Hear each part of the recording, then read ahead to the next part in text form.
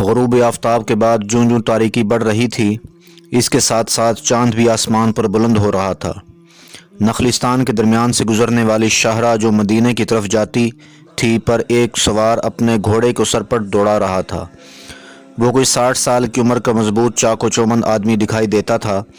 لمبی مسافت کی تھکن اس کے چہرے پر آویزاں تھیں۔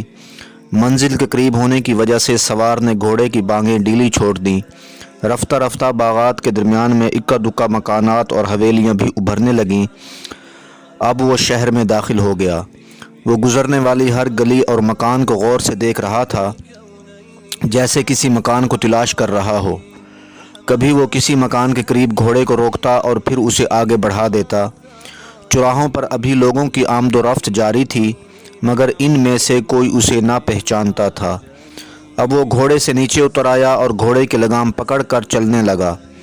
پھر وہ ایک مکان کے سامنے رک گیا۔ اس نے ذہن پر زور دیا، اس کی یادداشت جاگی اور اس کے چہرے پر خوشی کی لہر دوڑ گئی، اور وہ آہستہ سے بولا، یہی میرا گھر ہے، یہی میرا گھر ہے۔ دروازہ کھلا ہوا تھا، اس لیے وہ بلا اجازت اس مکان میں داخل ہو گیا۔ بالا خانہ پر موجود گھر کے مالک نے گھوڑے کی آہٹ سنی تو اس نے کھڑکی سے نیچے دیکھا۔ نیچے ایک مسلح آدمی کھڑا تھا۔ وہ غضبناک ہو کر نیچے اتر آیا۔ وہ ایک 30 سال کا تنومند نوجوان تھا۔ اس نے آتے ہی اجنبی کو پکڑ لیا اور سخت لہجے میں کہا، اے دشمن خدا، رات کی تاریکی میں تو گھر کے اندر کیوں آیا؟ یہ سن کر اجنبی آدمی گھبرا گیا۔ وہ صرف اتنا کہہ پایا تھا کہ دیکھو، میں اسے اپنا گھر سمجھ کر آ گیا اور سچ میں یہ میرا ہی گھر ہے۔ لیکن اس پر بھی اس نوجوان نے گرج کر کہا، میں تمہیں دیکھ لوں گا۔ دونوں کا شور شرابہ سن کر پڑوس کے لوگ بھی آ گئے۔ ان کو دیکھ کر اجنبی بجائے گھبرانے کے زور زور سے کہنے لگا، لوگو، کیا یہ میرا گھر کسی دوسرے کے قبضے میں چلا گیا ہے؟ کیا میری بیوی فوت ہو گئی ہے؟ کیا تم میں سے کوئی بھی مجھے نہیں پہچانتا؟ یہ سن کر ہجوم میں سے 2 بزرگ آگے بڑھے اور اجنبی کو پہچاننے کی کوشش کرنے لگے تو اجنبی نے کہا، کیا تم مجھے بھول گئے؟ میں فرخ ہوں۔ کیا پڑوسیوں میں کوئی بھی فرخ کو پہچاننے والا نہیں رہا؟ اس فرخ کو جو 30 سال پہلے خراسانی لشکر کے ساتھ جہاد کے لیے گیا تھا۔ اجنبی کی یہ بات سنتے ہی ہر کوئی اپنی جگہ دم بخود رہ گیا۔ مجمع پر سکوت طاری ہو گیا۔ فرخ نے اپنی ساری زندگی جہاد کے میدانوں میں گزاری تھی۔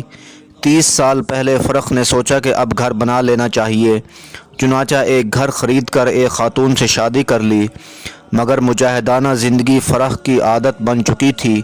گھر میں بیکار پڑا رہنا اسے راس نہ آیا۔ اس دوران خراسان کے محاذ پر اسلامی لشکر کو کمک کی ضرورت پڑی تو حکومت وقت نے جہاد میں شامل ہونے کی اپیل کی۔ فرخ نے جھٹ فیصلہ کر لیا کہ وہ بھی جہاد کے لیے جائے گا۔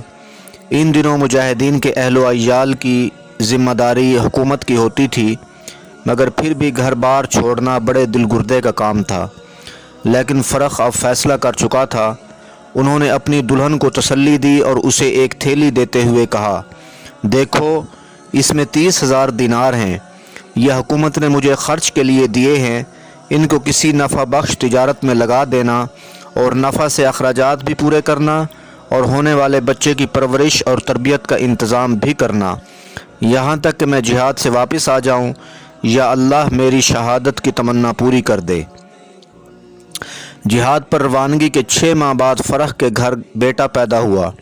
بیٹا اتنا خوبصورت تھا کہ ماں شوہر کی جدائی کا سارا غم بھول گئی۔ بچے کا نام ربیہ رکھا اور اس کو لائق اساتذہ کے سپرد کر دیا گیا۔ بچے کی تعلیم کا سلسلہ جاری رہا، لیکن ایک مدت گزر گئی مگر فرخ کی کوئی خبر نہ ملی۔ فرخ کے بیٹے نے خدمت علم کو اپنا مقصد حیات بنا لیا۔ اچانک بالا خانہ کی کھڑکی سے ایک نسوانی آواز بلند ہوئی، انہیں چھوڑ دو بیٹا، انہیں چھوڑ دو۔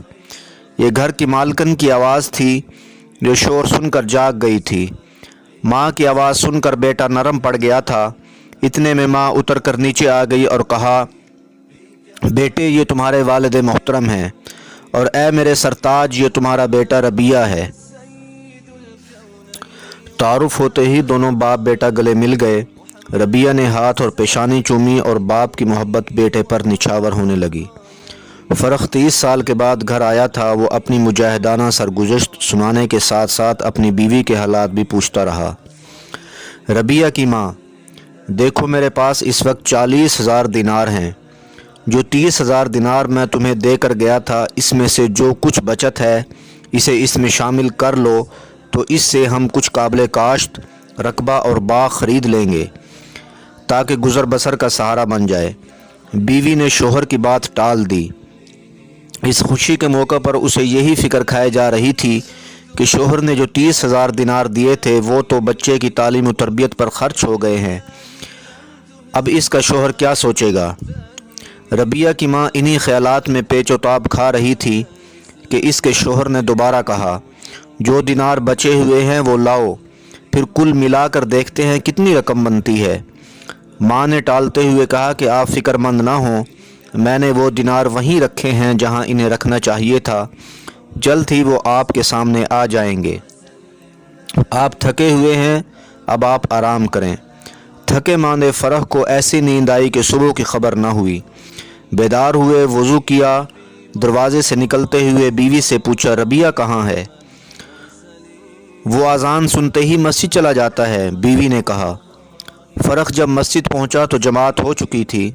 इसने तन्हा नमाज अदा की और फारिग होकर जब मस्जिद से बाहर की तरफ जाने लगा तो देखा कि पूरी मस्जिद खचाखच भरी हुई है। तालिबान इल्म की ऐसी बावकार इज्तमा इसने पहले कभी नहीं देखा था। दूर बैठे एक शेख के गिर्द लोग हल्का बनाकर बाअदब बैठे थे। मजमा इतना बड़ा था कि मस्जिद में कोई जगह खाली न थी। फ़रूख ने मजमा पर निगाह डाली तो इसमें उम्र रसीदा उलमाए कराम और नौजवान तलबा भी शामिल थे। सब की निगाहें शेख पर जमी हुई थीं। जो लफ्ज़ भी इनकी ज़ुबान से निकलता वो मोती की तरह छीन लिया जाता और लिख कर महफूज कर लिया जाता। शेख जो कुछ इरशाद फरमाते, मजमा में थोड़े थोड़े फासले पर खड़े लोग इनकी बात के लफ्ज़ को बुलंद आवाज़ के साथ दोहराते ताकि हर शख्स इनकी बात को पूरी तरह लिख सके। फ़र्ख मजमा के किनारे पर था। इसने बहुत कोशिश की कि शेख को पहचान ले, लेकिन फासले की वजह से ना पहचान सका। वो इनकी काबिलियत और लियाकत से हद दर्जा मुतासिर हुआ। थोड़ी देर के बाद दर्स ख़त्म हो गया। शेख खड़े हुए तो इनके साथ सारा मजमा इनके पीछे मस्जिद के दरवाज़े तक आया। शेख का इतना अदब देखा तो फ़र्ख से रहा न गया। इसने एक आदमी से पूछा, मुझे बताइए ये शेख कौन है? ये सुनकर इस आदमी ने फ़र्ख को सर से पाँव तक देखा और हैरानी से कहा, क्या आप इनको नहीं जानते? बड़ी हैरानी की बात है, क्या आप मदीना के बाशिंदे नहीं हो? भाई मैं मदीना ही का बाशिंदा हूँ, फ़र्ख ने कहा। भला मदीना में भी कोई ऐसा आदमी हो सकता है जो शेख को ना जानता हो? इस आदमी ने कहा। माफ़ कीजिएगा, मैं वाकई नहीं जानता, फ़र्ख ने कहा। आप बैठिए, मैं आपको बताता हूँ। देखिए ये शेख ताबी हैं, आलम इस्लाम की शान और शौकत के अमीन, फ़ुक़हाए मदीना की आबरू, मदीना के मुहद्दिस और इमाम हैं। गो उम्र में अभी नौजवान हैं। माशा अल्लाह, फ़र्ख ने बेसाख्ता कहा। वो आदमी दोबारा बोला, इनकी मजलिस में मालिक बिन अनस, अबू हनीफ़ा अल नौमान, यहया बिन सईद अंसारी, सुफियान सौरी, अब्दुर्रहमान औज़ाई और लैस बिन सईद जैसे उलमा और फ़ुक़हा शामिल होते हैं। अहले मदीना में इनसे बढ़कर कोई सखी, खुश अखलाक और बाकिरदार नहीं। लेकिन आपने इनका नाम नहीं बताया, फ़र्ख ने बेताबी से पूछा। इनका नाम रबिया और राय है। रबिया और राय? फ़रूख ने हैरत से पूछा। हाँ, रबिया ही इनका नाम है, लेकिन मदीना के उलमा इनको रबिया और राय ही कहते हैं। क्योंकि उलमा किसी दीनी मसला को सुलझा ना पा रहे हों तो इन्हीं के पास जाते हैं और मुतमईन होकर वापस आते हैं। आपने इनके वालिद का नाम नहीं बताया, फ़रूख ने बेताबी से पूछा। रबिया बिन फ़र्ख। शेख जब पैदा हुए तो इनके वालिद जिहाद के लिए गए हुए थे। इनकी माँ ने इनकी तालीम और तरबियत का फ़रीज़ा सरअंजाम दिया। अहले मदीना इस माँ पर फ़ख्र करते हैं। मैंने नमाज से पहले सुना है कि इनके वालिद फ़र्ख 30 साल के बाद रात वापस आ गए हैं। ये सब सुनकर फ़र्ख की आंखें डुबडुबा आईं। اور وہ مزید کچھ پوچھے بغیر گھر کی طرف چل دیے۔ بیوی نے شوہر کو نم آلود آنکھوں کے ساتھ گھر میں داخل ہوتے ہوئے دیکھا تو فوراً پوچھا، کیا ہوا آپ کو میرے سرتاج، خیریت تو ہے؟ واللہ میں نے آج اپنے بیٹے کا مرتبہ اور مقام دیکھا ہے، وہ آج تک کسی کا نہیں دیکھا۔ بیوی نے یہ سن کر موقع غنیمت جان کر فوراً کہا، آپ بتائیے دونوں میں سے آپ کو کون زیادہ عزیز ہے، بیٹے کا مقام و مرتبہ یا 30,000 دینار؟ یہ سن کر فرخ نے کہا، خدا کی قسم اس علم و کردار کے آگے تو ساری دنیا ہیچ ہے۔ وہ 30,000 دینار میں نے اس علم و کردار کی بلندی تک بیٹے کو پہنچانے کے لیے خرچ کر دیے ہیں۔ بتائیے اللہ کے ساتھ کی ہوئی اس تجارت پر آپ خوش ہیں یا نہیں؟ بیوی کی یہ بات سن کر فرخ نے جذبات سے لبریز آواز میں کہا، اللہ تمہیں جزائے خیر سے نوازے، تم نے مجھے وہ خوشی دی ہے جس پر ہر خوشی قربان، ایسی تجارت میں سرمایہ کھپایا ہے جس سے نفع بخش تجارت اور کوئی نہیں ہے۔ دوستو، آپ نے دیکھا کہ کس طرح ایک ماں نے اپنے شوہر کی غیر موجودگی میں اپنے بیٹے کو علم کی بلندی پر پہنچا دیا۔ امید ہے ہماری یہ ویڈیو آپ کو پسند آئی ہوگی۔ اس ویڈیو کو شیئر کیجئے تاکہ اچھی بات اور لوگوں تک بھی پہنچ سکے، اور اگر ابھی تک آپ نے ہمارا channel universal plus T V کو سبسکرائب نہیں کیا تو اس کو سبسکرائب کر دیں، بیل آئیکن کو دبا دیں تاکہ ہماری آنے والی نئی ویڈیوز آپ تک پہنچتی رہیں۔ جزاک اللہ۔